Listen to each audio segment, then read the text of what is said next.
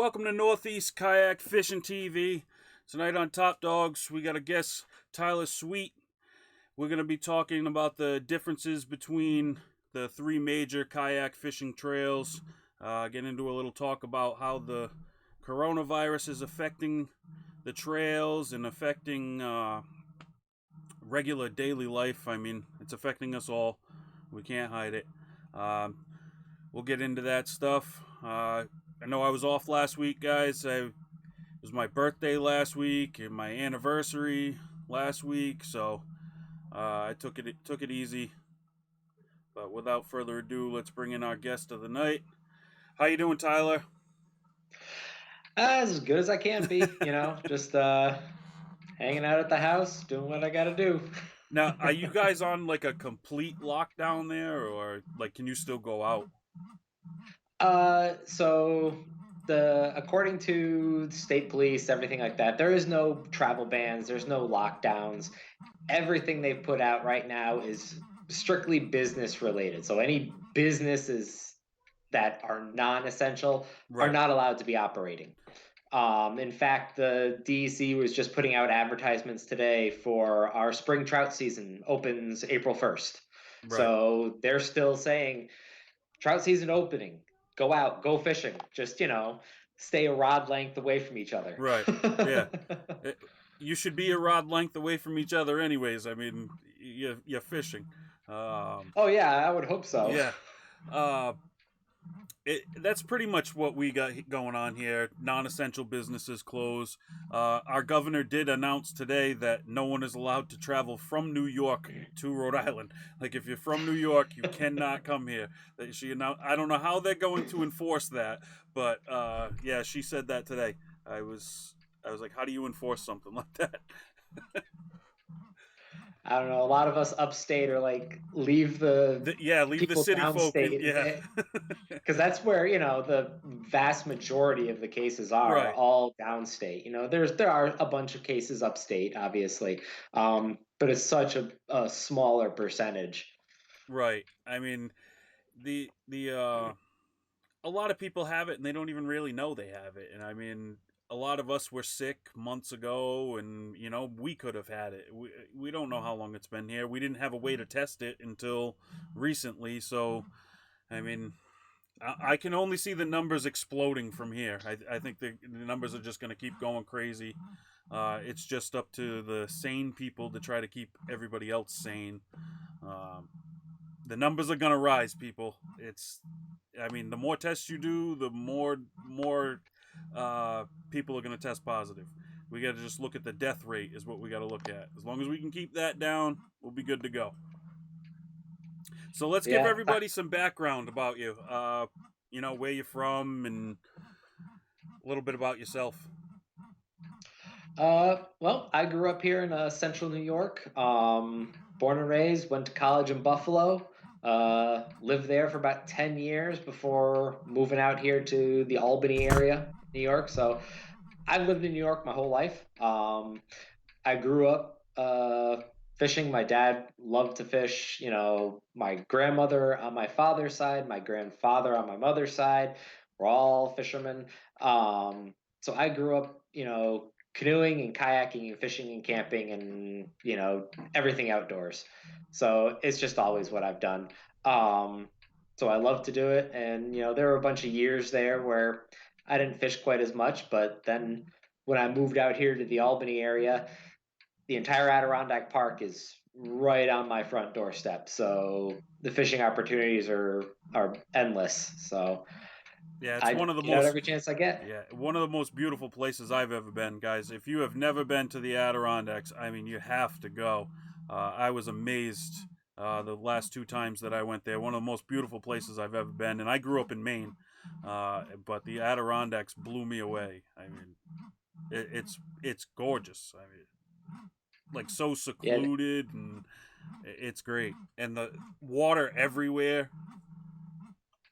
yeah, and you can actually fit like all the major, like I think the five largest national parks, Yellowstone, Yosemite, all those big ones will all fit in square miles inside of the Adirondack State Park. That's how big and how vast it is. Wow. I mean, there are thousands of lakes.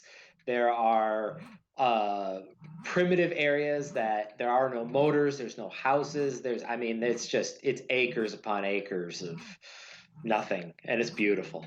Yeah, I would love to go and spend, a week or two in the Adirondacks. That's I think if I get a good vacation time where I'm not fishing, uh, a tournament or something, I can go and spend a week or two up there.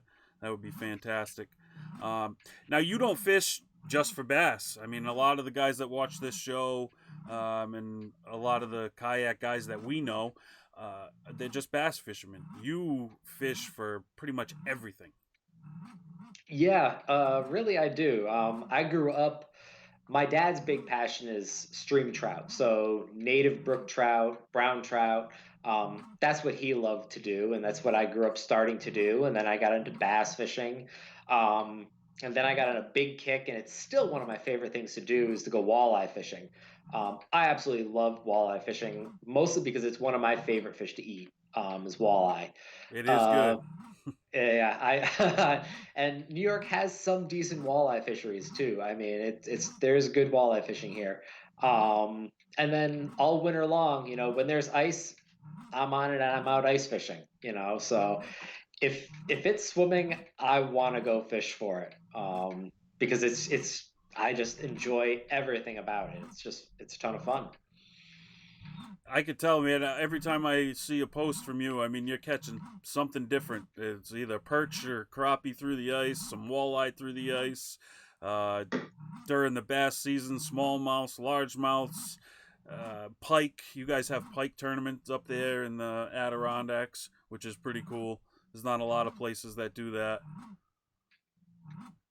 Yeah, one of our big, so one of the club that I'm one of the directors for, Adirondack KBF, one of our big signature series events each year is the Adirondack Paddle Fest.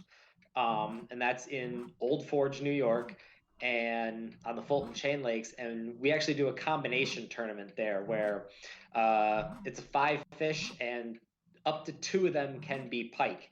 And the waters in the Fulton Chain Lakes around Old Forge hold trophy pike. I mean, there are 40-inch northern pike in those waters. So the chance at a really big toothy critter, they're good when you're fishing up there, Yeah, and they will fight. those are pike that are worth catching.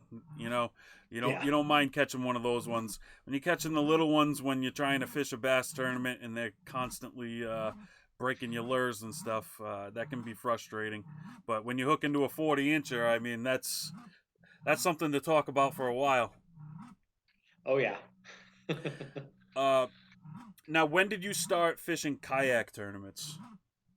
So, um, I started thinking it was probably about in I want to say 2016, 2017. I was fishing more and more, just more and more in general. I was getting back into bass fishing again. I was doing a lot more just recreational stuff, and I was really looking to get into tournaments. And I was started to look at the bass boat tournaments, and I was looking at co-angler opportunities. Um, I couldn't afford a 50, 60, $70,000 bass boat, so I was just exploring options with co-angler. And at the time, KBF actually didn't allow canoes. You could not fish out of a canoe; it had to be kayaks. And at that time, all I had was a solo canoe. So I was looking at other options. But as I started to dive more and more into the sport, I was seeing all the advancements in the fishing kayaks and just how the industry was exploding. And I went out and I bought myself a used Hobie, got right into it.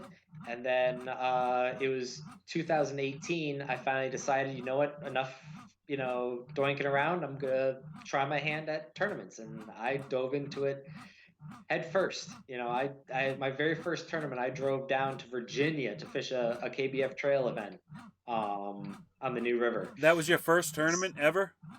My very first tournament ever Wow. wasn't even in New York, wasn't even anywhere near here. I drove in April to Virginia to fish on the New River in the middle of a horrible cold front. It snowed down there like the morning of. It was a miserable tournament. A lot of people did really bad in that tournament. I don't feel so bad for how not catching anything, but uh my sister lived down there really close to the tournament headquarters, so it wasn't a big deal for me to go down, spend a weekend hanging out with family, seeing them and doing the tournament. But yeah, that was my very first experience ever. Luckily it didn't shy me away from anything, and I kept going. Now, you fish a lot of tournaments, as a lot of us serious kayak anglers do.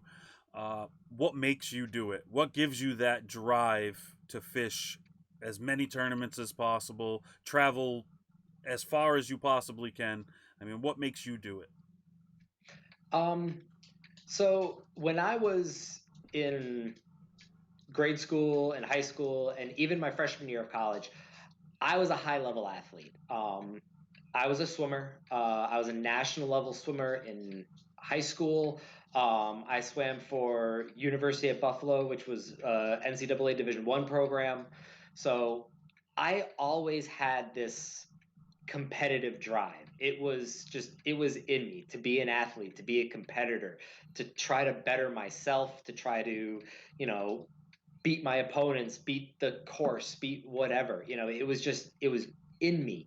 Um, and then when things changed in college and I couldn't swim anymore, uh, I lost that, and I kind of got away from that competition. I started doing running and I ran a few, half marathons and stuff like that, but I wasn't running those to win. I wasn't that kind of runner. It was more so just to stay in shape and that kind of thing. But I never really lost that competitive drive. And when I started doing the kayak tournaments, I thought, okay, I love to fish. I'm just going to go out there and go fishing because I love to fish, and it'll be fun to be just kind of part of a tournament. And if I win, I win. If not, whatever. It's fun. I'm out fishing.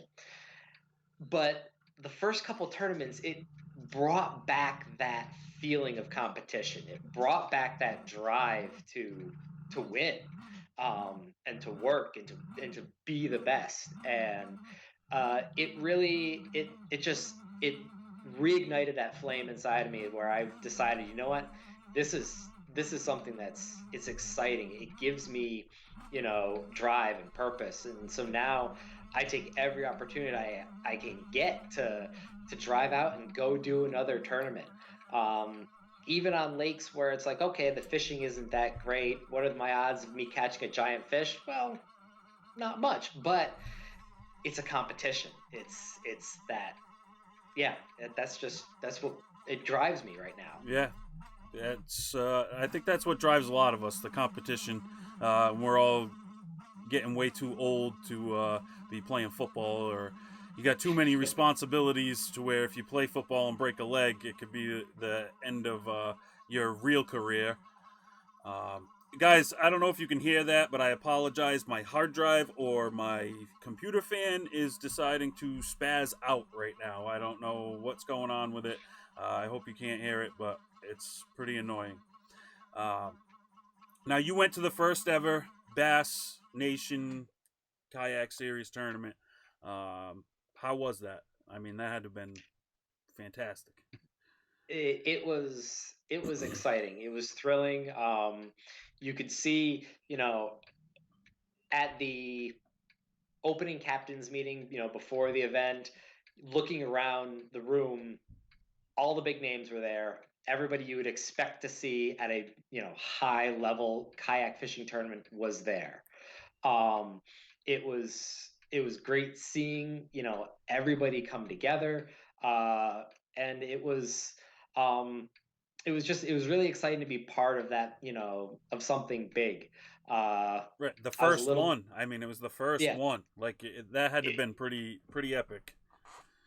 yeah, the energy surrounding that was it was pretty big. Everybody everybody could feel, there was just a feeling in the room of just how big this was and just how important this was, and how big of the next step forward in the industry this represented. um Obviously KBF set the groundwork for everything. They've built up this, base that's really great. And to see a major organization, Bass, been around for over 50 years, um, to recognize this and to pull it in and say we are going to make something big out of this, and to take it and create that. um it was exciting. Uh it was a little weird for me when I finally got out on the water, um because of my work schedule, because of other things, and vacation and all that stuff. I wasn't able to get down there early and pre-fish at all. I wasn't able to uh, really do a lot of extra prep. So I kind of just had to show up and bow up, and it was uh, it was kind of crazy because I launched, I got out on the water. I'm like running through my checklist as I'm kind of half paddling to my first spot because it wasn't that far from the ramp. Um, I'm going through things in my head, and I'm like, okay, what do I need to do when I catch a fish? Because I hadn't even been in my kayak in 4 months. I've been ice fishing here in New York. So it's like I'm just trying to remember how to do everything. And I'm like, okay, like, hook up. I reach for the my net. My net is in the truck. I had to turn around, zip back to the launch, jump out, run up to the truck, grab my net out of the bed of the truck, run back down, hop in my kayak, get back. Like my alarm is going off that it's first cast as I'm getting back to my first spot. So already the day is just chaos. But after that, I settled into things. Um, and of course, on the very first fish, I knew what was going to happen. I hadn't set the hook on a fish in 4 months, and that first bite, I knew I was going to set the hook like ripping a frog. It Yeah. was just, and I was, spinning rod with a Ned rig, so obviously I busted off. um, but no, it was it was it was exciting. It was cold. It was wet. It was miserable. But it was fun, and I'd do it again in a heartbeat. Awesome. Uh, you mentioned how Bass took it to the next level. They're making this more of a professional uh, sport. I mean, it's becoming just like pro bass boat fishing. Um, Mhm. do you think that the camaraderie is starting to go away? That got us all into this kayak fishing thing. Do you think it's starting to disperse and take away from that what we started with? I don't think so.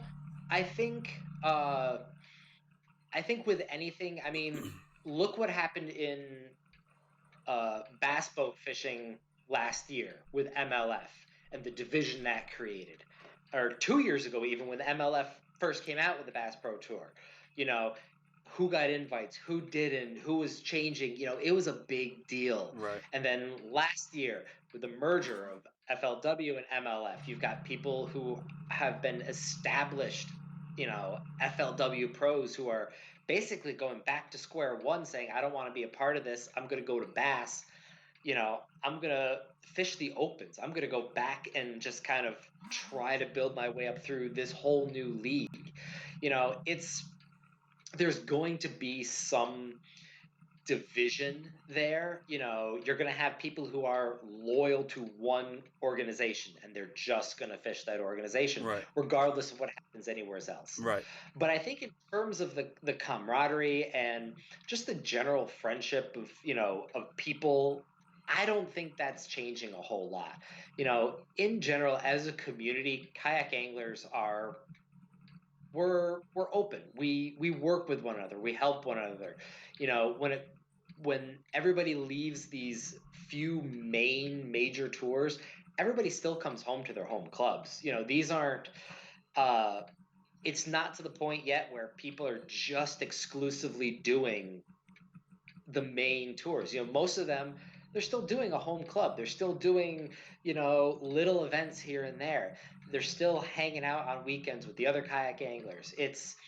I don't think it's getting to the point, and I don't think it will get to the point where that goes away. I think kayak angling itself is such a down to earth sport that the people that it draws in are the kind of people that aren't going to let these divisions get in the way of the general camaraderie of the sport. Good explanation, Tyler. That was a good explanation, and I hope it stays that way also, because that's one of the main reasons why I do it, and I know it's the main reason that a lot of people do it. Is that camaraderie and showing up to the events and hanging out with each other, and I would hate to see that go away just because the pots got bigger and the names got bigger and the jerseys had more logos on them. I'd hate to see that camaraderie go away. And you mentioned that like KBF started this and Bass took it. So let's start to compare them. Like the KBF, the pros and the cons. Where do you think that they should go from here, or should they revert back to what they were doing in the past? What's your thoughts on that? I think really that where KBF's strength is in the grassroots. It I is agree a 100% with you there.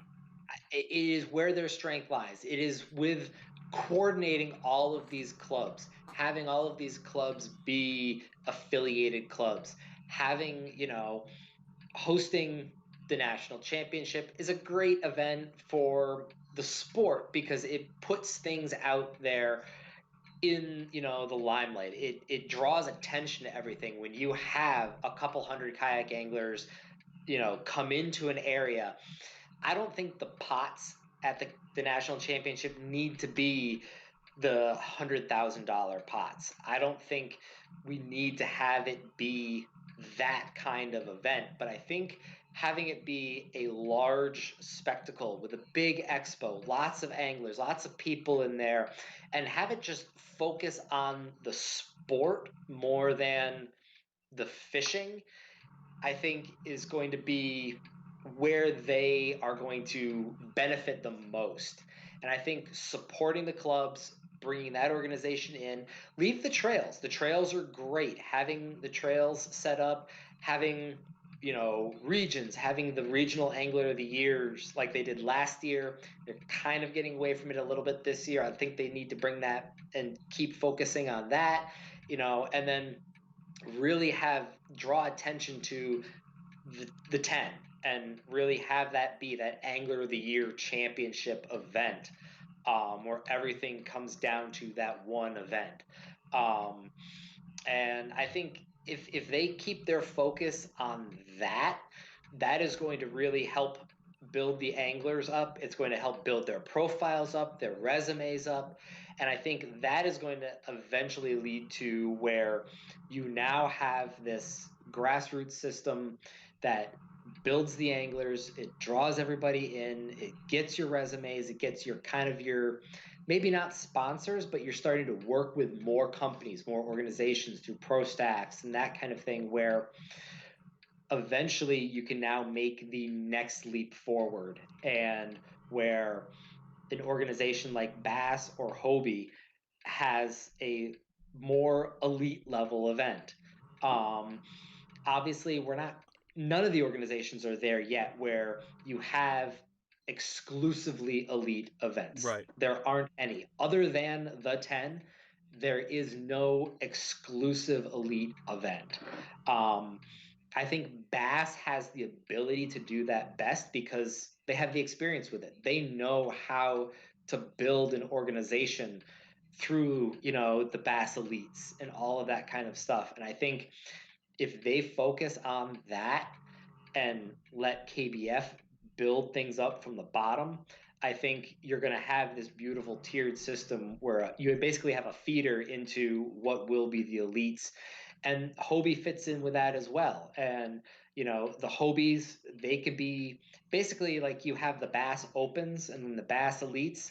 You kind of have the Hobie BOS opens, and then the Bass Elites, and then the grassroots is all KBF. And I think there's really a great opportunity for everything to kind of mesh together. And I'm hoping that it happens that way naturally, because it would.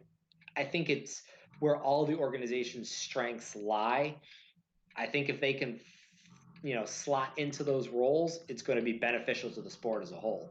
Yeah, I'd have to agree with you on that. Also, I mean, that would be great if they could come together and make that tiered system. I mean, we all know that if Bass put their name on this thing, they know that it's going to work out.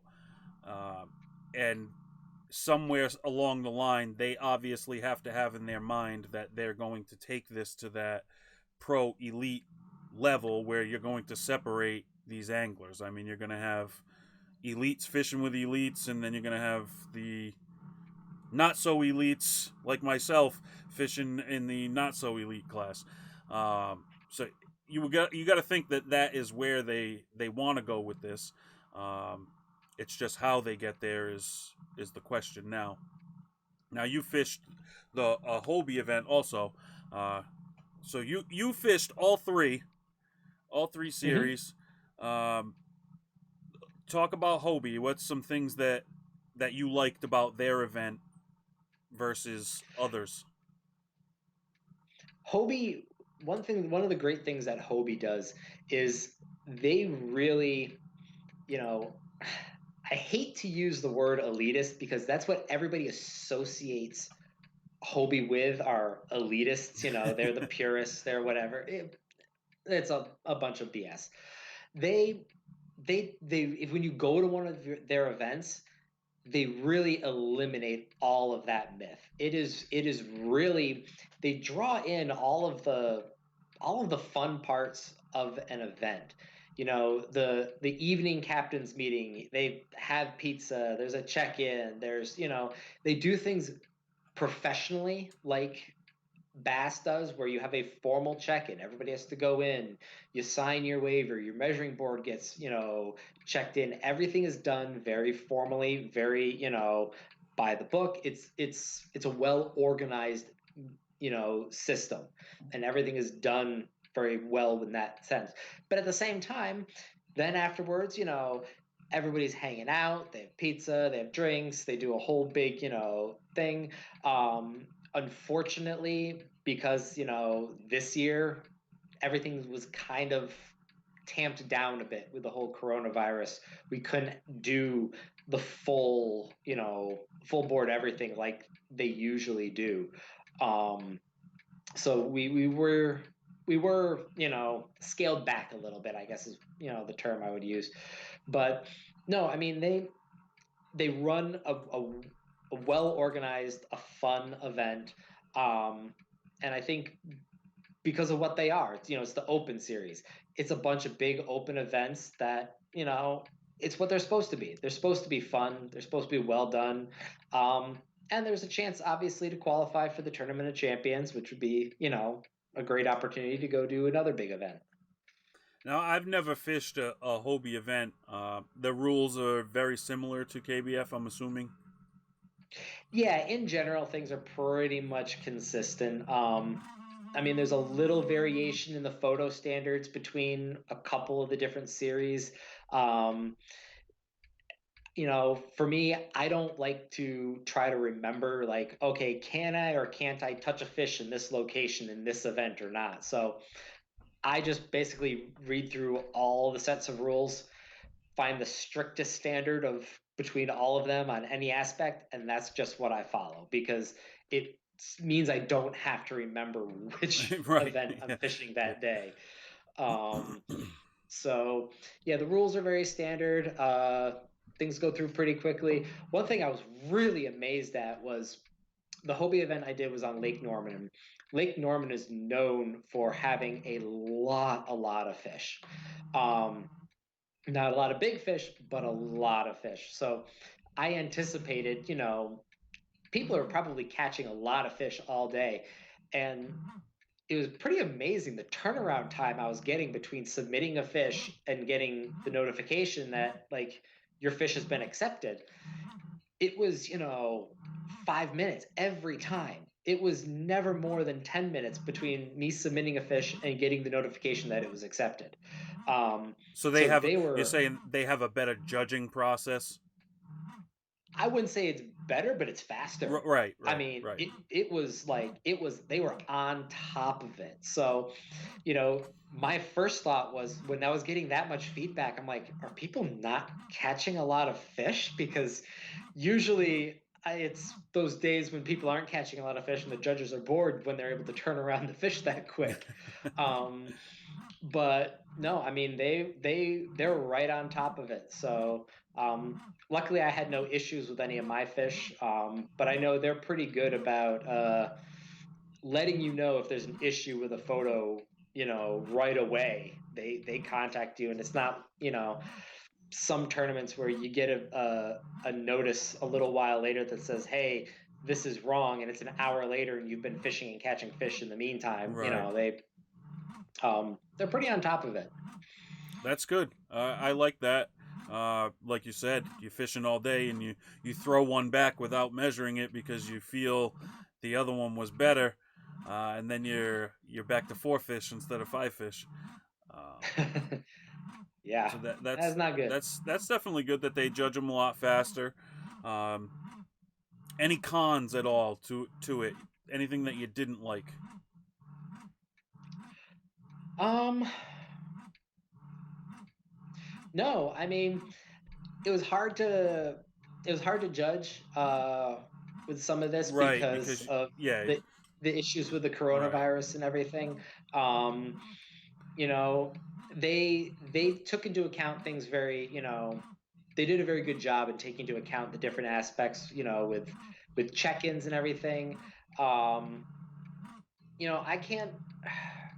I mean, the only big issue that is, hanging over people's heads right now with the Hobie series is that they are the first series to strictly go metal catchboard only. right, Um, so for somebody just getting into the sport, or maybe somebody who's been a competitive angler for years, they've been a bass boat angler for years, and now they're getting into the kayak stuff, you know, they might not want to spend 50, 60, 70 bucks on that metal measuring board.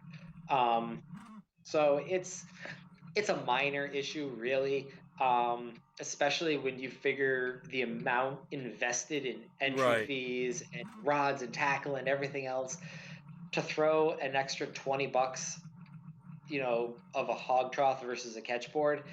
It's not that big of a deal. Right. Um, you're spending hundreds of dollars on everything else anyways. To I'd like to see everybody go to catchboard only. I really would. I think they're easier to judge. Uh, they're more durable. They don't flex. Uh, and I'm not saying that to Ron at all. I don't believe Ron is a cheater. I think he is a stand up guy. Um, but they don't flex, and everybody knows you can flex the hog trough, and you can sometimes get yourself a quarter of an inch out of it. Um, so well, the new I'd like to see everybody go to a catch board. and the new polymer boards from Catch are pretty awesome. I have one of the prototype boards that they distributed this year for field testing, and I'll tell you, they're nice. They're a lot lighter. They're durable. They do not bend and flex. They're just as accurate as the metal boards. Uh, they're everything that you want out of a lighter weight board. Um, they photograph great. I mean, I obviously wanted it for ice fishing because when it's 4 degrees outside and you're trying to pick up a metal board with a wet hand, it's not a good combination. Um, You so the plastic board is great. you were one of the first people to get one of those boards, right? Yeah, they produced, I think like 50 or some of those, prototype boards, and they sent them out to a bunch of people this winter to test them out, to see, what they liked about them, how they worked, making sure that they photograph well, making sure that, things don't stick to them, they wanted to get a general sense in the testing of them. So, um Duke was nice enough to send me one of those to try out, and they're great. And I think once they hit the market in another, I think about 2 or 3 months now, they'll be in mass production. They're going to be cheaper than the metal boards. They're durable. All the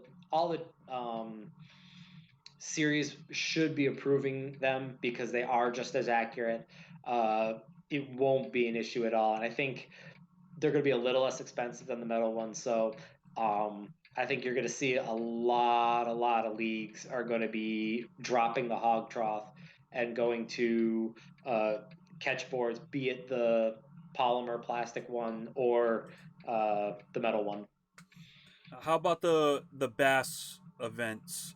You've done one, right? Just one of them. Yeah, I only did the one.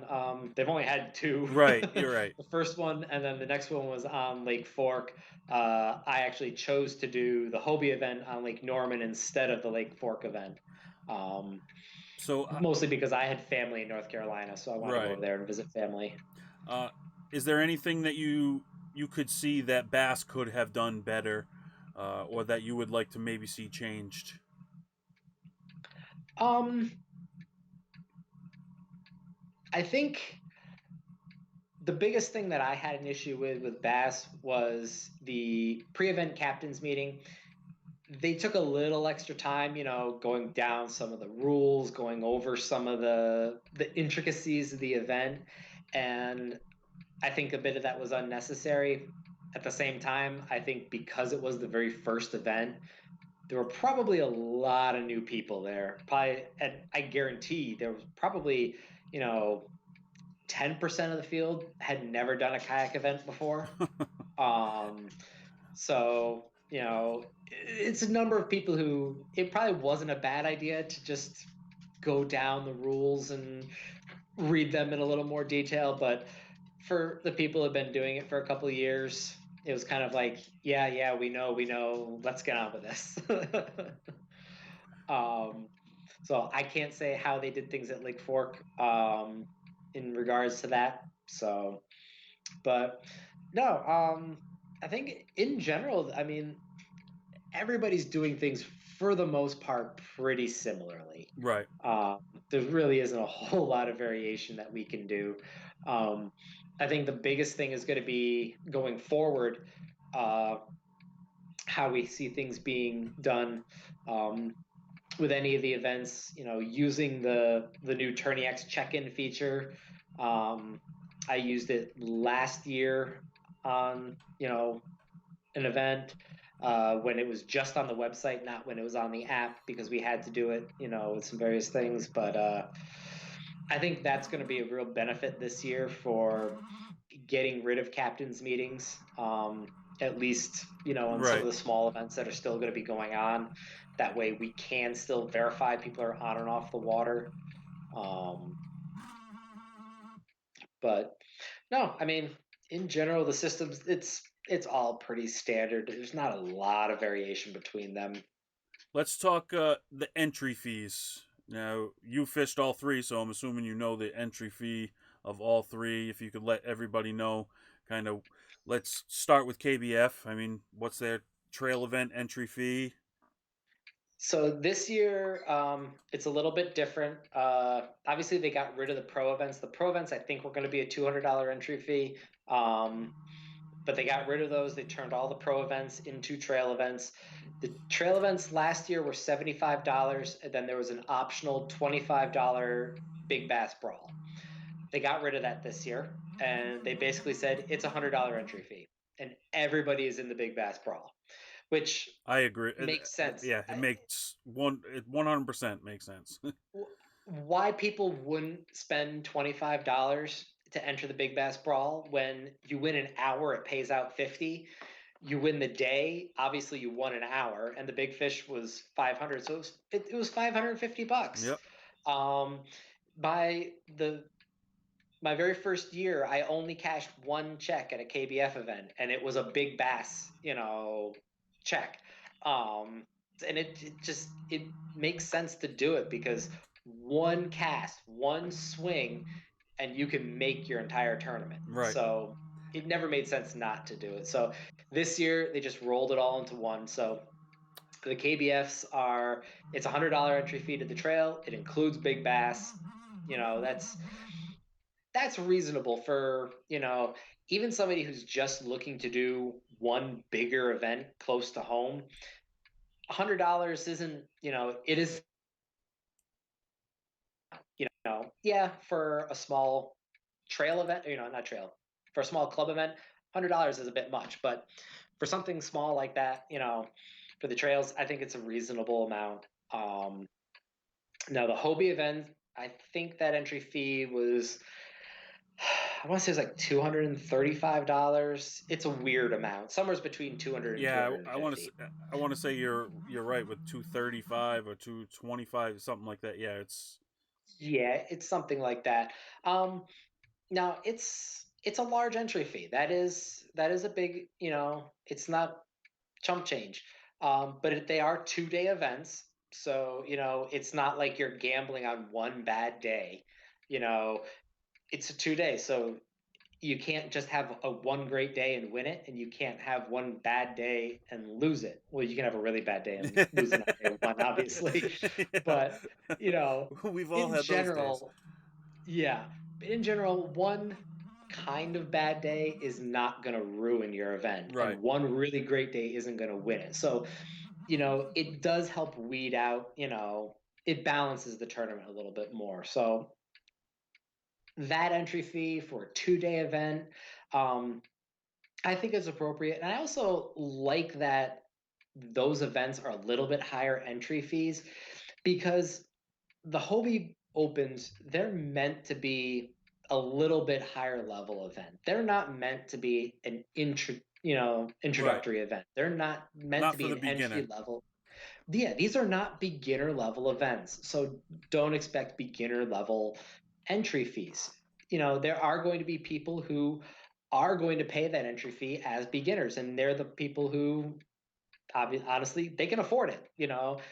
They're not worried about paying a $200 entry fee as a beginner. Right.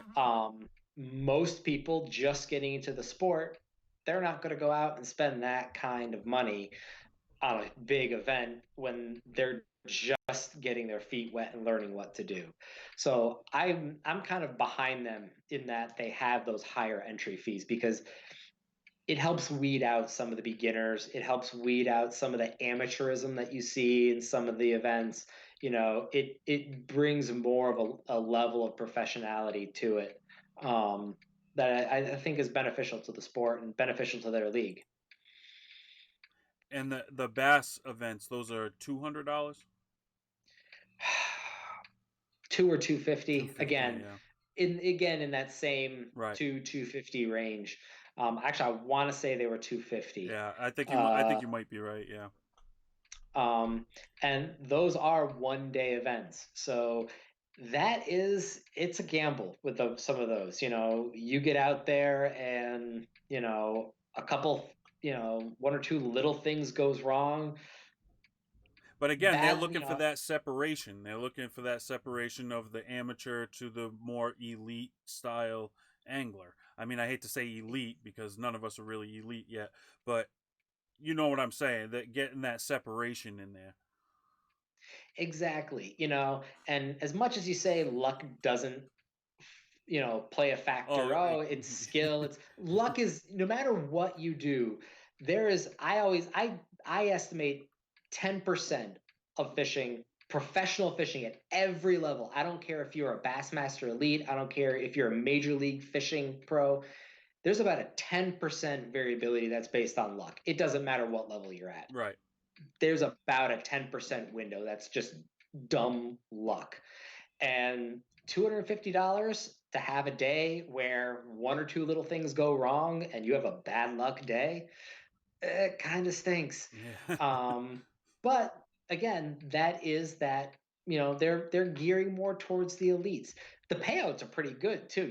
They're paying out. That is one of the huge things that Bass does above all the other leagues. They pay out 15%, you know, at a minimum. Most of the, I think they were paying out. I think They're paying out they paid out to 30 spots 35 spots. I think it was the last one, or 30. on the It was last in the one. 30s. Yeah, they're going to pay out 30 spots. Even with 150 anglers, they're going to pay out 30 spots. That's 20%. The top 20% are cutting a check. Now, yeah, they're going to pay out 30 spots, and spots, 12 through 30 all might be getting 200. You're getting your entry fee back. Right. But But hey, you fish still, for that free, is, man. It's you fish for free on a great Yep. fishery. And, first place, I think, is guaranteed 7 grand at most of these tournaments. Um, so, it's a decent payout. They're paying out a lot of spots. Um, so yeah, there's a little bit of a iffiness with paying that much money for a 1 day event, but um, You I you think also you have to fact. I think you just answered Chris Smith's question. He asked if anyone pays out more than the other. Chris, I think that's what Tyler pretty much just described. Is Bass is obviously paying out more than anybody because they're paying 20%, where the other two, I believe, they're both paying out 10%. Correct? Yeah, so Hobie and KBF, they're on 10%. They're going to pay out the top 10% of the field.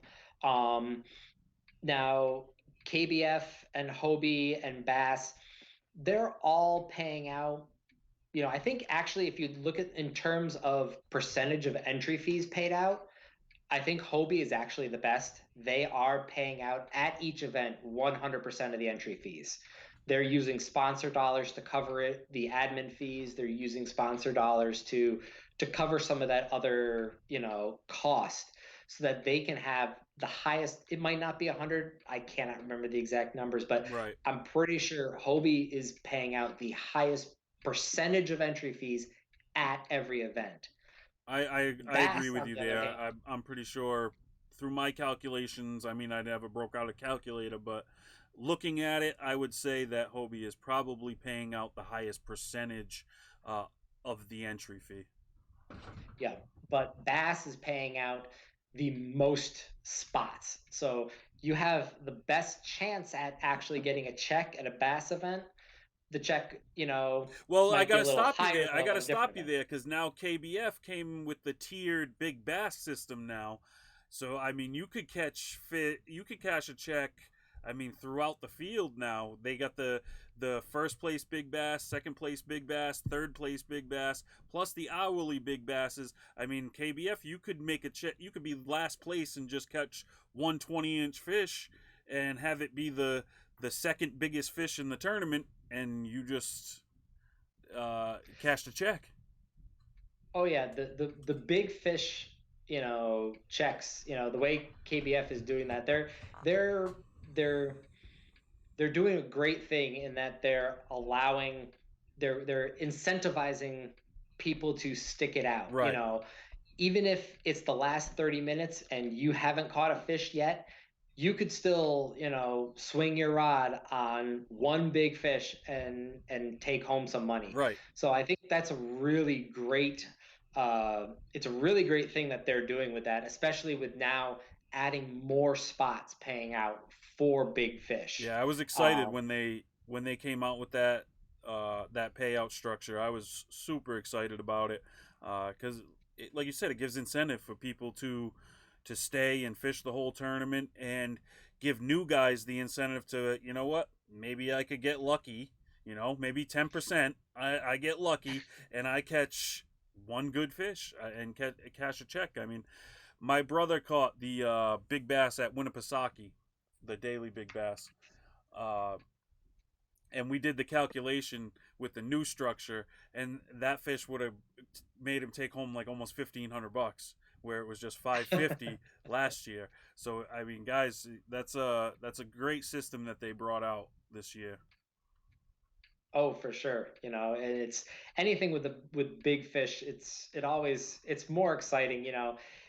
Obviously, to win a tournament, you have to have consistency and, size, but you got to reward the guy that, swings on a giant. And especially when you look at some of these where, you might have two guys that both catch 22-inch bass. One guy catches it 30 minutes before the other guy. Well, you know, the other guy's not cashing a check at all Right. because he's not going to win Big Bass of the hour and he's not going to win Big Bass of the day. Yet he basically caught the same size fish as the other guy did. Um, so it kind of it balances that out a little bit, and I definitely think it's a good thing. So, what are your plans for the rest of the season? Hoping that this virus crap goes away and we can get back to our regularly scheduled program. What is your plans for the rest of the season? As soon as the tournaments start back up again, I will be back on the road. They haven't announced yet what's going on. The next big tournament that's on my schedule um, is the Hobie BOS event on Lake Erie. That one, I think, it's the first weekend in May. And that's up in the air right now. Obviously, the way things are going, we may or may not be seeing things open back up mid to late April. It's there's still so much uncertainty to when things are going to start to kick back off again. Right. But no, I'm gonna get out and I'm gonna fish and I'm gonna just enjoy my time. Obviously, with not having the national championship right now, having some Boo. other events, yeah, it stinks. Having some other events getting pushed back and rescheduled, my April went from super busy to super empty. So Me too. I'm gonna do the month long here in New York. I'm gonna take some time. I might go do some trout fishing. Um, and actually, I might actually be home for the striper run. I've been wanting to get in my kayak on the Hudson and get after some big stripers, and I've not had a chance to do it because I've always been traveling and doing, the bass tournaments the past couple of years. And with no bass tournaments, when the stripers start coming up the river, I'll probably take some time to get out there and try to get into, big 35-inch, striper, see how long it can pull me around in the kayak for on the river. Yeah. Um, Yeah, that but was my no, next question. What if we don't get out of this lockdown? What are your plans of fishing? So obviously uh, you're gonna do trout fishing. You're gonna striper fish. yeah, I'm hoping, the weather doesn't look good this weekend. We'll see next week. I really want to get out to Mexico Bay on Lake Ontario, try to get after some really big brown trout. They're running up the creeks right now. They're in the shallows, like literally you're catching them in 4 feet of water out there right now. So I really want to get out there and do that. Striper fishing. Once walleye season opens up here in May in New York, I will be Mohawk River is literally 5 minutes out the door from my house. I can be on the river in a really decent walleye stretch. So I'll be walleye fishing. I'll be bass fishing my normal stuff. Just I'll just be having fun. And if it's not a tournament, it's not a tournament. It kind of is what it is. Yeah, that's kind of what I've been trying to beat into my brain. Like, it's not all that bad. I mean, I can still go fishing. I just can't fish in a tournament. Or, well, I can fish online tournaments, but I mean, Yeah. we all like the live events. Uh, but it's not the end of the world. I mean, we can use this time to practice and get better at what we do. So it's not the end of the world. Guys, keep your head up out there. We'll get back to tournaments. Yep. Uh, Last question: top five anglers of all time. It's a question I asked everybody on the show. Top five anglers of all time, and it doesn't have to be a professional angler. It can be somebody that you know personally or someone who has helped you in the past.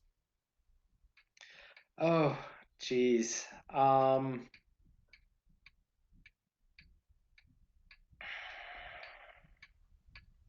I mean, man, it's that is, it stumps everybody. yeah, it does. Um, and a couple of them I can't even remember. Obviously, I grew up, watching Roland Martin, um,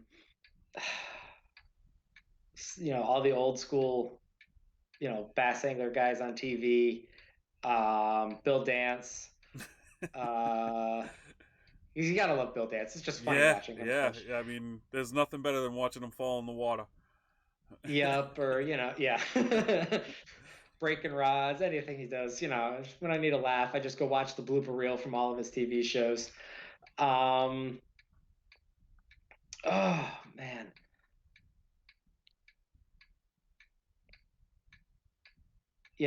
right now, obviously, I'm a big Seth Fighter fan.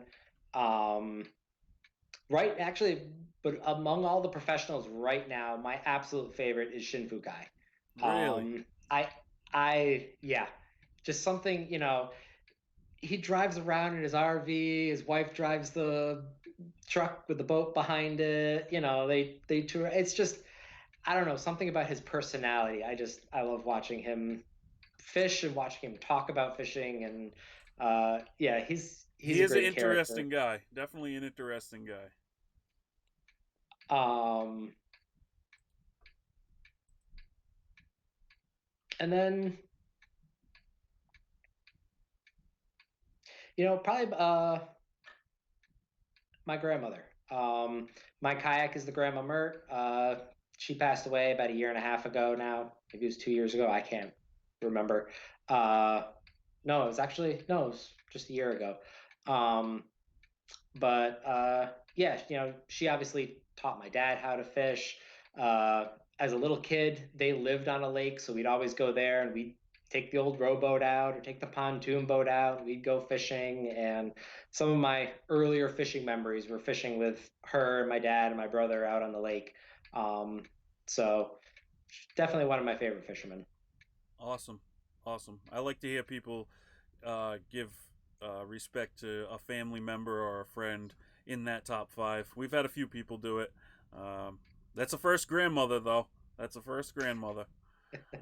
But that's great. My grandmother took me fishing. My grandmother was big into bass fishing. My grandmother on my father's side, she was big into bass fishing. My dad wasn't a fisherman at all, so she used to take me deep sea fishing and take me to the lake and give me some shiners or whatever and catch bass all day long. So that's great. All right, Tyler. I hope you stay safe. Um, and hopefully we can get everything back to normal here. I'll let you thank anybody that you want to thank before we get you off of here, and everybody get ready for bed. That's the only thing we Yeah. can do. Yeah. No, I just gotta thank, the sponsors that let me do what I do, which is obviously Dakota Lithium Outdoors. Um, they make awesome batteries. They power all my electronics. Everything that I do is powered by Dakota Lithium. Uh, FX Custom Rods, um, absolutely amazing sensitive rods, best value of tournament level rods that you can find on the market right now. Absolutely. Yep. I got You, my hoodie on yep. now. I have to thank Dead Pixel Outdoor, or not Dead Pixel Outdoors, Dead Pixels. They are a graphic design company. My cousin, they did that logo you see right there, Sweet Fishing. Um, I have to thank Load. They hooked me up with the sheet bed extender, which, driving back and forth to Alabama, my kayak did not move in my bed with that sheet holding it in place. That thing is awesome and it supports it. It's a pretty amazing product. And then I have to thank Sterling Environmental. They're the company that I work for. Obviously, I'm working from home right now, but they give me the time off that I need. They understand that I love to travel, that fishing is a passion of mine, and they really support me in that endeavor. So any environmental consulting anybody needs in New York State, you know, talk to me. You can just call me. But Sterling Environmental is a great firm. So All right, that's Tyler. it. Thank you very much for coming on, talking about the stuff tonight, and giving guys a little feel about how some of these other events are run. And we hope you stay safe, man. It's tough times right now. I will, and you too. All right. Good night. Thanks. See you later. All right, guys. That was Tyler Sweet from New York. Known Tyler for a couple of years now, and now we're on the same FX Custom Rods team. Uh, So that's his input on the three different trails. So hopefully that helps some of you out to maybe reach out and try some of those other events. Um, like he said, some of them are a little more money, but if you're looking to be the elite as they're trying to make things, um, you gotta pay that money, and they pay out better spots and more spots. So, guys, we're doing the Northeast Kayak Fishing TV fishing team. I've left the application open still, but I think we're pretty much sealed the deal on all 10 spots. I've only announced 6 or 7 of them, um, and they nobody knows other than the 6 or the 7 that I have announced. Um, I have in mind who will fill the rest of the spots, but if you feel you could change my mind, I mean, fill out that application. We're looking for guys who can make good video content um, for episodes for YouTube. I don't really want to say exactly what we're doing because nobody's doing it. And I know as soon as I say what we're going to do, somebody's going to be doing it. So we're going to be the first to do it. So I'm not going to tell you unless you're going to be a part of the team. Then I will tell you what we're going to do. All I'm going to say is it has to do with videoing wild kayak fishing. Um, and I'll be putting all those videos together. You don't have to be editing hours and hours of videos. Um, you just send me certain clips that are valuable, and then I'll put them together. I'm not a mastermind at video editing either. We're looking for content, good educational content, not all hyped up crap. We're not looking to entertain. We're looking to give content, good content to other kayak anglers, beginners, novice, intermediate, whatever you, even the elites might get something out of it. You never know. So thanks for tuning in, guys. As you can see, I organized the room, changed it around a little bit. So if you see me kind of moving here and there, it's because I'm not quite used to it yet. And again, I apologize for the fan or hard drive or whatever in my computer that decided it was going to spaz out tonight. But we'll get that fixed hopefully tomorrow, which probably I won't have time. But thanks for watching, guys. Tight lines, good times. See you next time. Have a good night.